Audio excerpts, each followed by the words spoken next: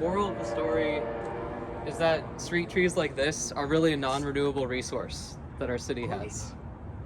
We can't replace this. But we also do need to fix the sidewalks. Right. But it doesn't have to be in direct conflict. We have to find other ways to fix it. Right.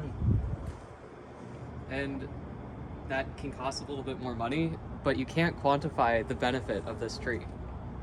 And taking this tree down is thousands upon thousands of dollars. That too.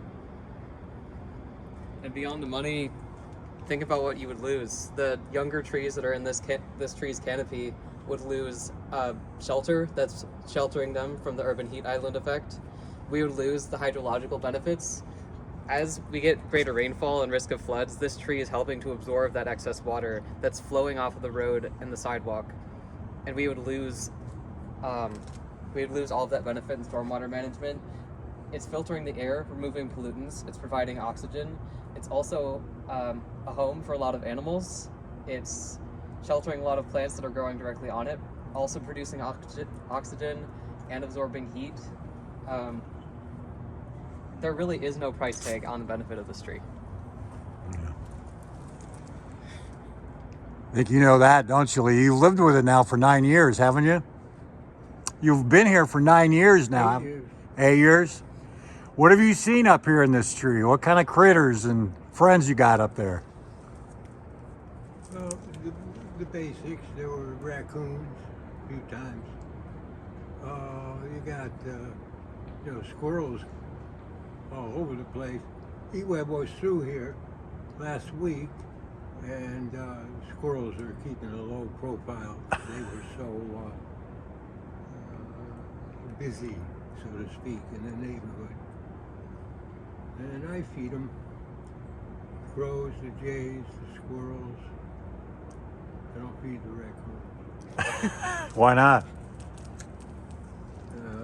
I haven't seen them that often. They haven't been around lately. No, they haven't been around in a couple of years. Yeah. All right. Okay. Well, so on the sidewalk, you come down here. Have you fallen on this sidewalk at all? No, because I'm obviously very aware of it. Yeah. Have you seen anybody else trip or fall on this thing? No, but I could see how it could happen. Right. Yeah. And I don't see why a raised or scalloped sidewalk can't do something. Or even, really, they could reroute the sidewalk out towards the street. It would remove one parallel parking space and may need to coordinate with this driveway, but they could just reroute the sidewalk outboard, giving this tree all of this space as root volume area. We're really asking a lot from this tree, asking it to grow in this tiny little space. It's clearly outgrown the place it was originally planted. What's that? I gotta go. Okay, man.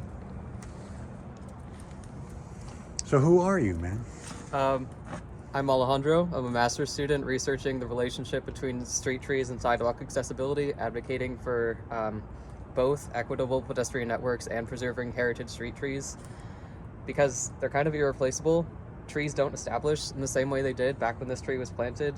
I mean, the temperature's rising, floods are increasing, rainfall's increasing, ice storms are happening more frequently.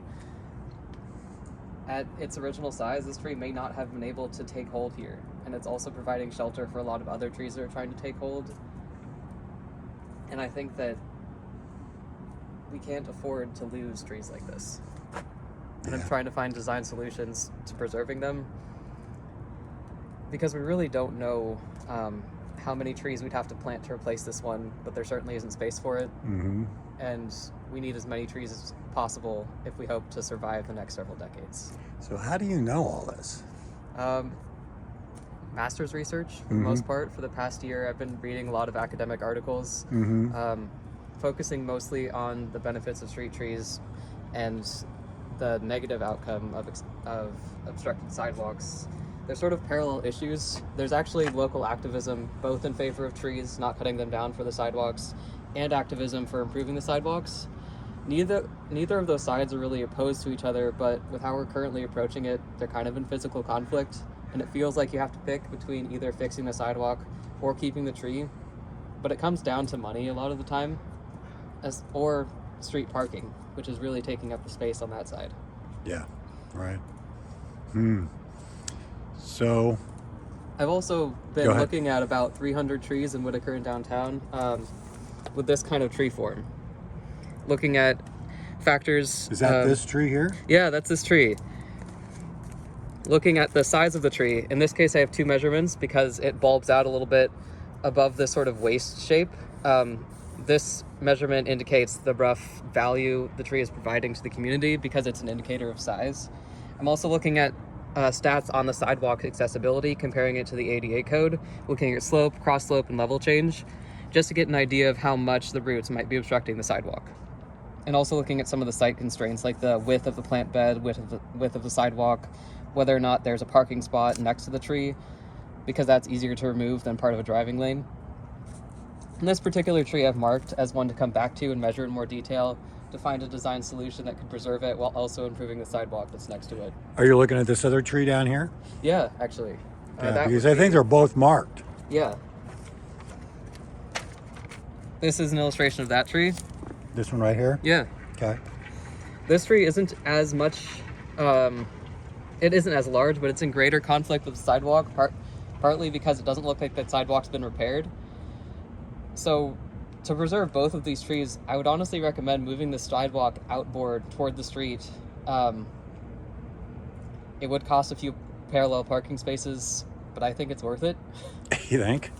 Yeah. I mean, this is one of the reasons people come to the Whitaker too, or live here, Yeah. is because of these trees like this. Yeah, I moved here from Minnesota, and the first thing I was struck by is how big and beautiful the trees are in Eugene.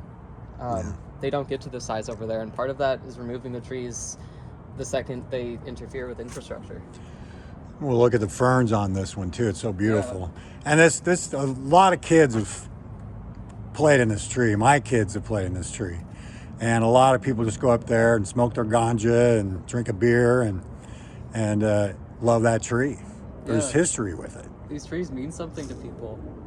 Yeah. And of course all the animals that live in it. Yeah. It's part of what makes Eugene special and the Whit special.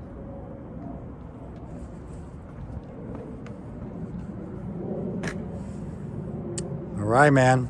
Thanks for your time. Thank you. Good luck with your, well, what do you think our chances are on saving these trees here? I think it depends a lot on how much the property owner is willing to invest. I mean, are they willing to repair the sidewalk? Are they willing to potentially rework the driveway a little bit? Can we get the city to fix the road at the same time as the sidewalk? It depends on coordination and collaboration between people. Right. So Yeah. I'd say if everyone who needs to be on board is on board, we could absolutely save this tree. But for a variety of reasons, it might not happen. Well, maybe you need to help us connect with the right people, dude. Yeah, that's what I hope to do. Yeah? You'd do that? Yeah, Cool. that's what I'd like to do. Nice. All right. It's the update on the trees. Thanks. Thank you. Yeah, I'll be in touch. I'll send you access to the